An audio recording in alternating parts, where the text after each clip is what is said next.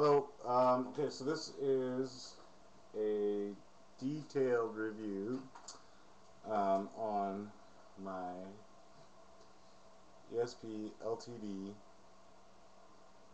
Alexi 600Se. If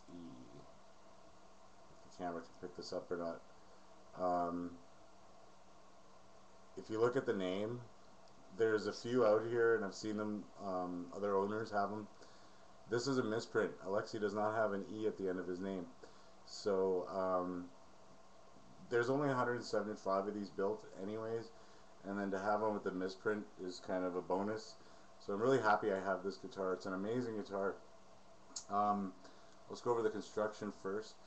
It's 24 frets. Oops, sorry. 24 frets, and it's made of maple and alder. So the neck is a three-piece neck. Oops, let me turn it down here. I don't know if you can see the lines.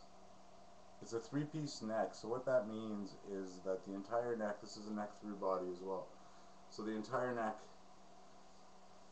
is right from tip to the bottom here, and then the wings are put on afterwards. So it's a three-piece maple neck, so it's three sections running lengthwise, and what that does is that creates a lot of stability in the neck. On my Jackson solos, for example, that's called a quarter sawn maple neck. So what that means is from the log, if you look at the log face on, the diameter there, they cut it in quarters so that you're going to have wood grain going like this all the way down the length of the neck. So it'll warp, there'll be less warpage in the neck, and it's a stronger neck. And those are made with what's called a scarf joint. So there's like a certain degree of an angle where the rest of the headstock is attached to the neck. With a three-piece neck like this, excuse me, it's right from the very end of the guitar, right here where the three pieces start. And I wish you could see it on the camera, but anyways, and then it's made out of three pieces glued together, and then the whole neck is built out of those three pieces rather than having the scarf joint. So again, that's going to give you stability.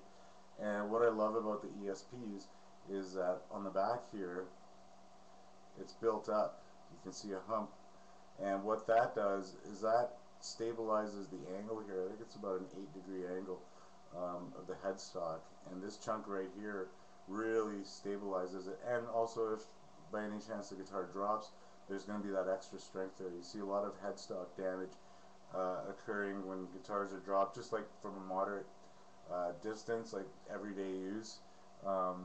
Sometimes guitars fall over and they'll crack right here, but with this extra chunk of wood built right into the neck, this is all a piece of the neck, you got a lot more stability there. Okay, so right off the bat you can tell it's got pink inlays. They're the shark teeth inlays, or sawtooth, sorry. It's a pink sawtooth. And it's like an acrylic material kind of, I guess, or I'm not sure exactly, but it's really smooth.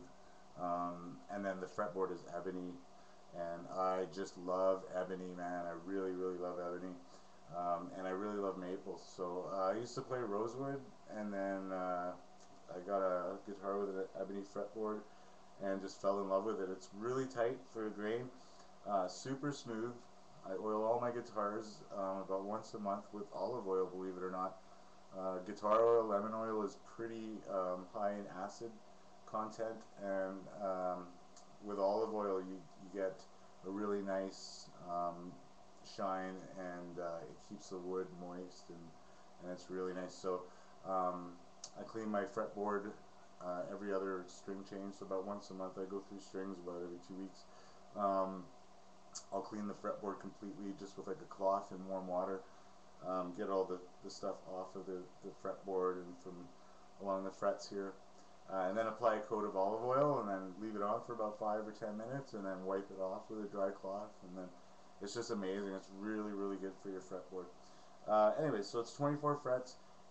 This guitar has a really nice cutaway right up here, so at about 22, I guess it'd be. The last 2 frets, you got really great access.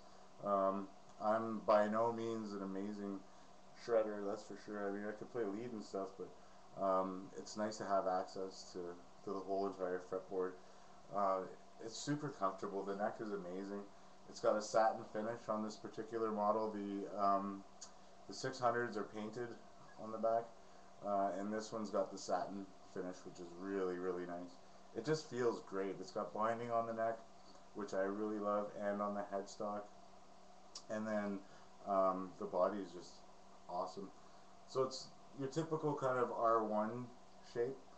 I used to own a Jackson R1, and this guitar is every bit as great as the Jackson. The neck is a little bit different. Jackson's got kind of a thinner neck and a little bit wider neck, but nevertheless, this just really plays amazingly. And again, with the ebony fretboard, and the action's nice and low. There's no fret buzz.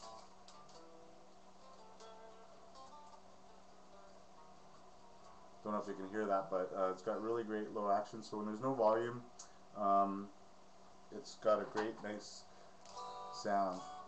Super clean. Okay, so it's got an original Floyd Rose and an EMG HZ passive pickup, and the HZs are terrific pickups. They're really nice.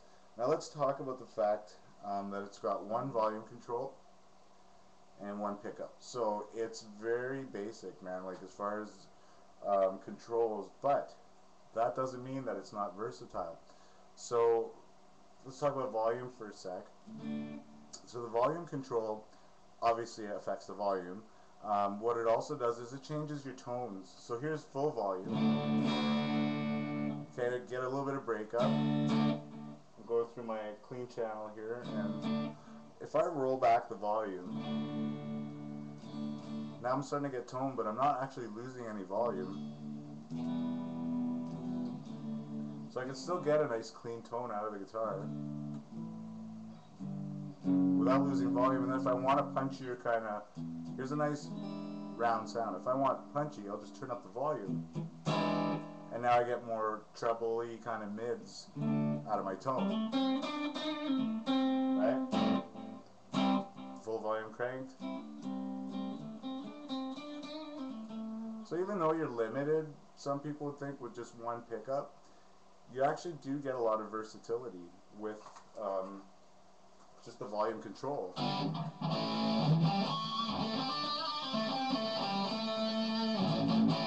So here's just like my standard cranked volume. I'll just roll it back a bit. Now I'm starting to introduce a little bit of bass to the tone, right?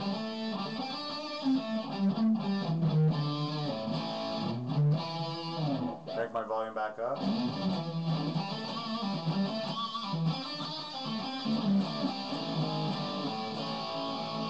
Right? And clean is just as good. Crank my volume down a bit. And then of course for metal, what are you going to say, man? This is what this guitar is built for. But you got all the versatility, right?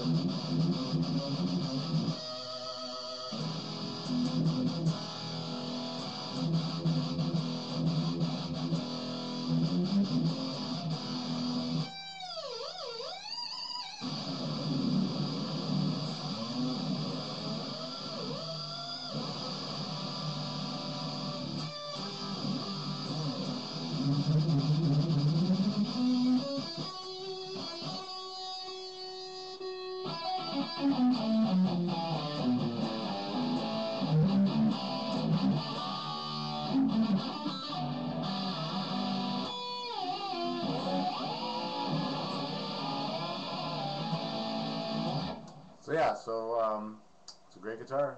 I'm happy with it. Anyways, that's my review. I hope it helped you. If you're thinking of getting one, why not?